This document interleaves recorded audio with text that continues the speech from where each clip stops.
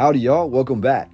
When discussing the old world, or the world before the year 1900, we often tend to consider the events which transpired in a comparative context to the world we see before us today. It's difficult, admittedly, to adjust our perspective and allow ourselves to understand that prior to the regulation of most things in our day-to-day lives, society was a cornucopia of rapidly growing and changing ideas with very little about our existence being set in stone. The books of history, the definitively formed concepts which would be pushed as the exclusive truth, only became the cornerstone to belief with the rise of public education systems for all. Essentially, when the governments and the kingdoms across our earthly plane realized it was easy to control the narrative when you're the one deciding how it's told. Before the modernization of society, which for this argument we will say occurred after the year 1900, with the final nails in the proverbial coffin coming after the two major world wars, in the 19th century and earlier, when society seemed to still be influenced by experience and word of mouth, as opposed to rules and regulations, we still see a vast belief across the earth in what was deemed to be the supernatural. In particular, we have thousands of years of written accounts of phenomenon occurring in our sky. When the firmament breaks open, the waters rush in. The biblical belief, seemingly a direct one, indicates that our earthly plane was separated from the waters above and the waters below. Essentially, a force field of energy keeps our earth in place and protected from what's outside of this dome. And within this theory, this context, objects entering or exiting our night sky would be profoundly important and significant, as they would have essentially pierced the veil, going against what was believed to be a law of nature put in place by a higher power. Why I state all of this is, even through the establishment and enlightenment and the Renaissance period, and even after all the advancement of so-called education, where we deduce the common truths that we all must agree upon today, we simply see that academia was pushing narratives that most people did not agree with. A great example of this is the gigantic bones that were being found in burial mounds throughout the 18th and 19th centuries, occurring mostly in America, but the hearsay from this and from community to community in the newspapers led to excavations of mounds and tells all across the earth. Essentially, we have European settlers beginning to travel west and south out of the original 13 colonies for the first time. Politics aside, when the land was taken from the indigenous people, burial mounds were identified on nearly every corner of America, and quickly stories began to spread of burial mounds, which at the time were initially believed to be naturally occurring hills, but eventually they were accidentally open when new structures or towns were being constructed, and inside of these mounds were being found elaborate burial systems. Sometimes there were entire systems of earthworks, entire systems of tunnels, but furthermore, numerous artifacts were found. Highly expensive precious metals, jewelry of the highest quality, tools, technology, and even what appeared to be certain writing systems depicting a very ancient history. It should come as no surprise then that almost immediately after these discoveries were found, and that most of the hills in America tended to have some sort of indigenous past, once this hit the mainstream media in the 19th century, museums were formed in America, with the largest being the Smithsonian, whose sole purpose seemed to be obtaining the findings of these burial mounds and locking them away in archives, really never to be seen again. And I've covered this topic before, but this is roughly the time when we see mainstream academia across the earth begin to try to shape public opinion through somewhat nefarious means. What is often not discussed today is that thousands of burial mounds were excavated in America alone, and in at least 10% of these mounds were discovered larger than average human bones. At the time, we have purported scientists leading in their fields going to these burial mound excavations and confirming the existence of giant bones. We use the term giant here loosely, but the reports vary. From 7 feet tall is when we begin to see these bones being reported as giant, as the average European settler at this time was under 6 feet tall, but these giants ranged in some published reports up to 20 feet tall. Furthermore, we have at least 24 reports mentioning these giants being founded in the mounds having abnormalities such as protrusions considered to be horns. We have thousands of these reports being published in America during the 18th, 19th, and early 20th centuries, meaning we should have thousands of giant skeletons in the museums and archives like the Smithsonian, right? The sad answer is no.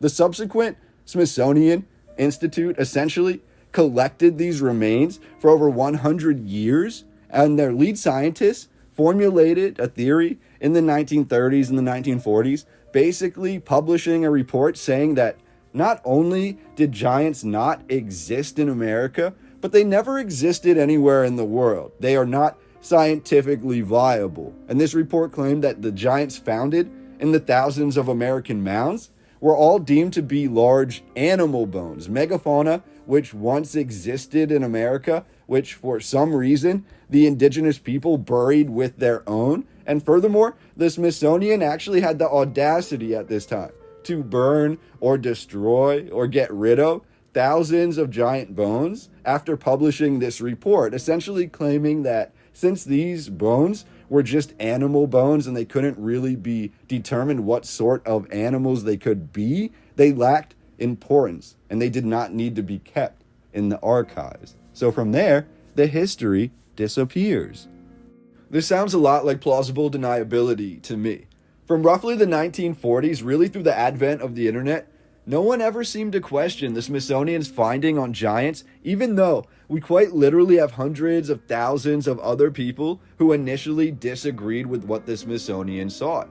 It was only with the relative ease of research on the internet that a renewed interest has been placed on the giants of old, and we begin to see all of the information, all of the artifacts which these museums really did hide. How essentially academia was discrediting a belief that was widespread simply through hiding evidence that opposed the new belief academia was trying to push. Why do I bring this up? Today, we will look at numerous unidentified objects and events which occurred in the sky throughout Old World history, or the Old World history timeline, or before the year 1900, to begin to address the idea that we may not be alone in the universe. And if we truly entertain the theory that we're under a protective layer or a firmament, then these tales from the old world only heighten our questioning of the realm in which we are forced to exist.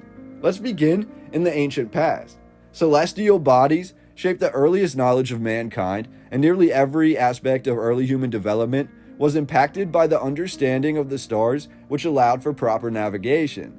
Furthermore, the earliest cultures of the world have numerous stories, seemingly in every major culture, of the origin of the stars in the sky. Some claim a battle was fought in the stars between deities. In Babylonia, this was the fall of Tiamat, with Tiamat's destruction forming the basis for the world that we live in today. According to this legend, Tiamat's ribs formed the vault, the firmament, which separated the earth from the heaven above. We have numerous other similar stories claiming of battles in the sky, leading to the foundation of the stars and major constellations. The stars in the sky shaped the original myths which built humanity, so it's understandable why it took millennia for academia to quell the fire which burns in so many humans regarding the origin of our place in this universe. We have one Roman writer who profoundly described the history of Rome in the context of the stars, and the history here is quite fascinating. His name was Julius Obsequens, and very little is known about his life. He was most likely active in the 4th or 5th century AD, and he only has one surviving work. However, this work is one of the most original from Roman times. It was known as the Book of Prodigies, and described the wonders and miracles that had occurred in Rome from roughly 249 BC through 12 BC.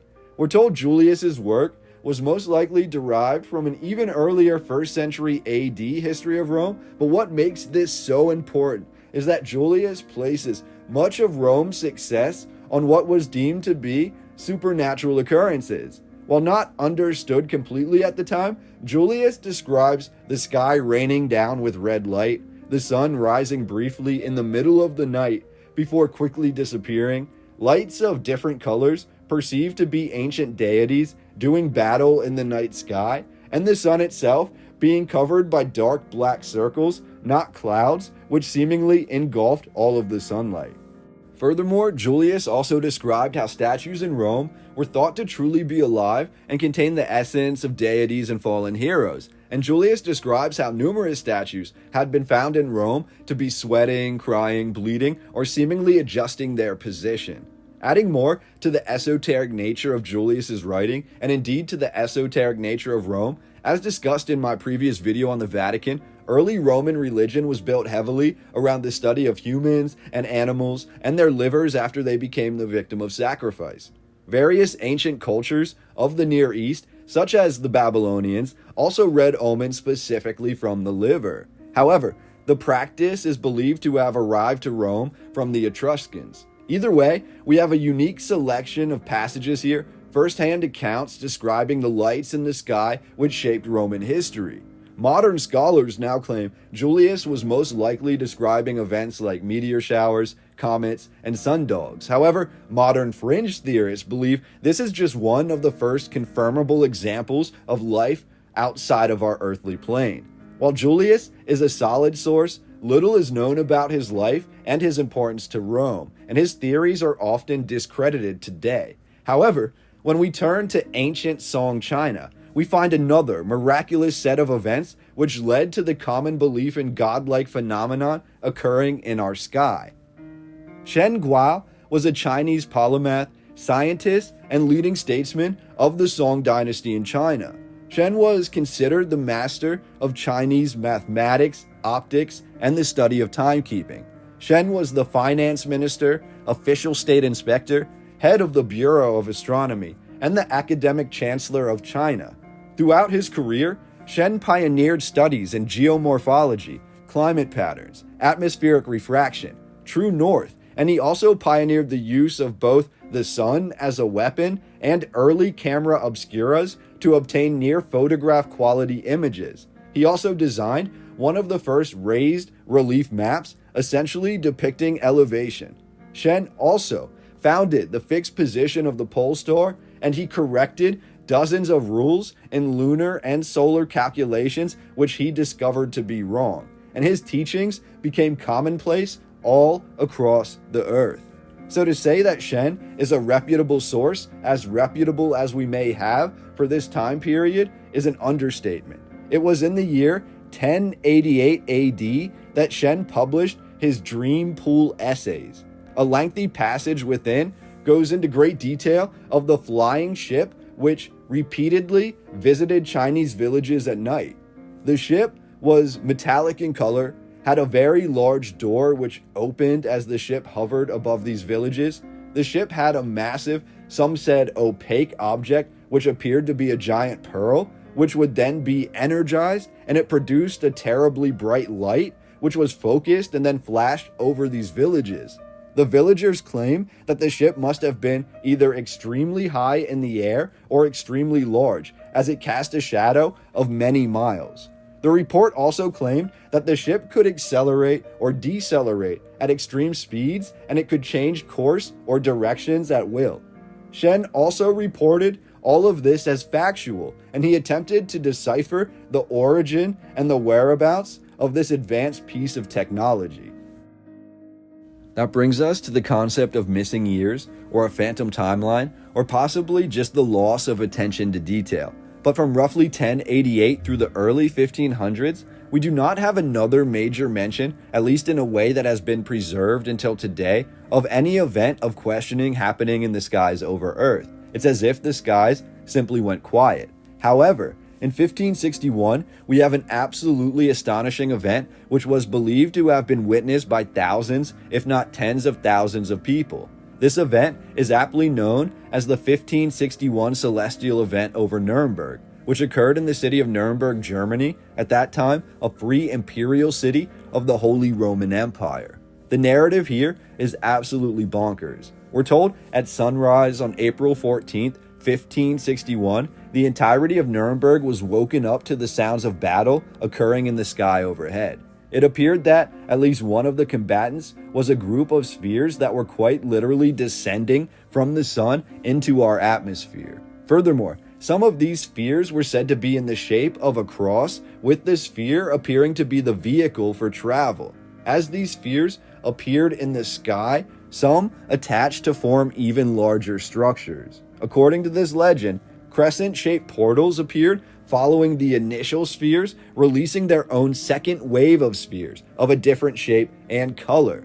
These spheres appeared to be doing battle with each other in the sky, and as the battle continued, the people of Nuremberg feared for their lives.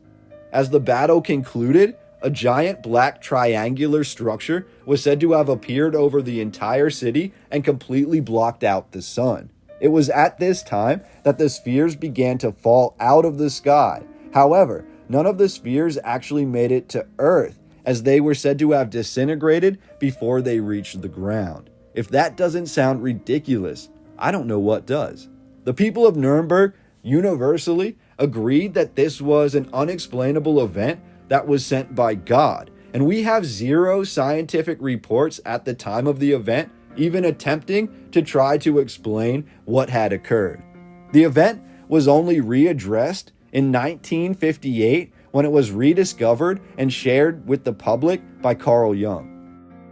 This could be considered a one-off event or a single phenomenon, except it happened again just 5 years later, also in Europe, in the city of Basel, Switzerland. It was in the city of Basel in 1566 that on 3 separate occasions, massive red and black spheres descended upon the city's skyline. We also have multiple leaflets or documents from this time that have survived until today, making this experience in Basel even more unexplainable. First, on July 27th of 1566, the sunset in Basel was especially red, followed by black spheres, and the sun appeared to shrink in size rather than set.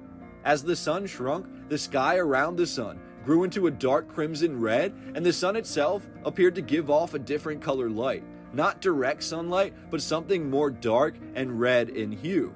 On July 28, 1566, the next evening, after a seemingly normal day, the sun in Basel again turned crimson red around sunset, producing a cold red light and seemingly shrinking in the night sky, not setting. This red light was considered to be even more intense, with a more significant drop in temperature than the night before, and it caused many to evacuate the city of Basel. However, for roughly 10 days after this event, things seemingly returned to normal in Basel. However, at dawn on August 7th of 1566, the sun rose bright red like the color of the sun on the nights before. But this time, the sun was close. It was rising. It was not shrinking. It appeared to be growing. Within moments of the sun first rising on August 7th, it engulfed Basel in crimson light, and this event was followed by numerous hundreds of red and black spheres which appeared to blot out the sun. In this legend, the spheres chattered as if they were speaking, what may be seen as the operation of motors or the use of energy, and within moments, these spheres all turned to a bright orange color and then crashed to the earth. At this time, the sun returned to its usual temperature and status, and nothing like this ever occurred again in Basel.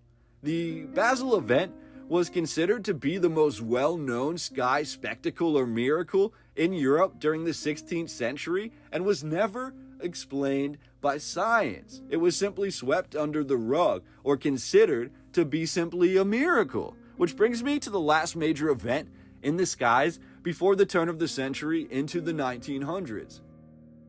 This old world event actually occurred in the New World, and the history here, which I've covered briefly before, is a cascading stream that is filled with nonsense. We're told from 1896 through 1897 and into 1898, all throughout America, were sightings of a massive airship or group of airships which visited America's largest cities late at night, shining a massive light from above before disappearing into the night sky. These stories were greatly sensationalized throughout America and became the foundations for many major news outlets to achieve their initial fame. Reports of the alleged crewmen and pilots usually described them as humanoid, although sometimes the crew were claimed to have opened the doors of the airship and spoke to those below, claiming to be extraterrestrial in origin. Oddly, we're told one-off airships, like those by Solomon Thomas, the whole way back in 1863 may have actually had the capabilities described in these reports from over 30 years later, but most of the original cutting-edge airships were never patented. The first major reports stemmed from the West Coast in 1896, followed by reports all across America beginning in early 1897. Many people even reported talking to the pilots and claiming the ship was created by Thomas Edison as a form of artificial star that he could use to discreetly fly across the country. Edison actually even went as far as publicly addressing these claims in a letter on April 16th of 1897, where he claimed he did not have the ability to construct such a feat of engineering and that the reports of such a ship are most likely exaggerations. After Edison's comments became major news fodder, attention on these mysterious airships, especially on unidentified flying objects, almost ceased to exist immediately, and the concept of UFOs goes cold until after the Second World War.